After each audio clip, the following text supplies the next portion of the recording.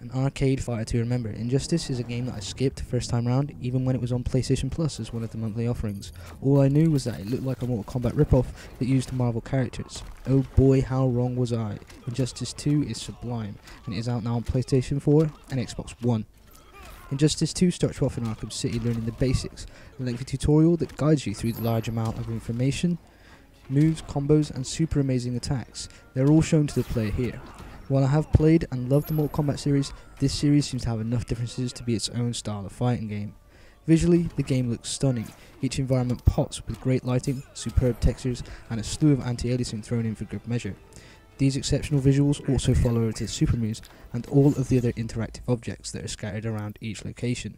Lastly, each character looks handcrafted with such attention to detail that you can clearly see every emotion portrayed through their brilliant facial expressions. Audio wise, well, you've probably guessed it is absolutely brilliant. The soundtrack itself is superb, and each effect created through the use of each character's abilities sounds absolutely awesome. From the explosive whip of air that surrounds the Batplane when Batman's super move is initiated, to the crash of bones when an opponent is forcefully thrown to the floor. Whatever you're doing in Injustice 2, sounds great. Onto the gameplay, and I want to mention one thing. This game can be tough. The combo system and movesets can also be ridiculously long. Getting the timing perfect is also really hard for the most part. I actually had to skip the tutorial as my timing just could not initiate some moves to progress through the tutorial at a good pace. In truth, I got bored. Luckily, I skipped it all after over an hour of trying to progress, as what awaits is worth rushing to.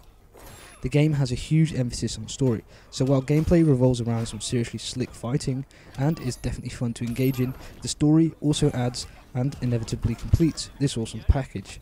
I really enjoyed watching each piece of cinematic craziness, as despite being in-game modes, the emotion and voice work here is on par with a movie.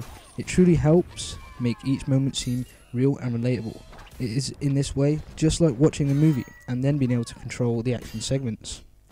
Beyond the excellent story, there is of course more for the player. There are a host of character unlocks obtained through playing the campaign and tackling an area in the game called the multiverse. There are various stat boosts too, and Injustice 2 makes playing worthwhile by introducing growth to each character.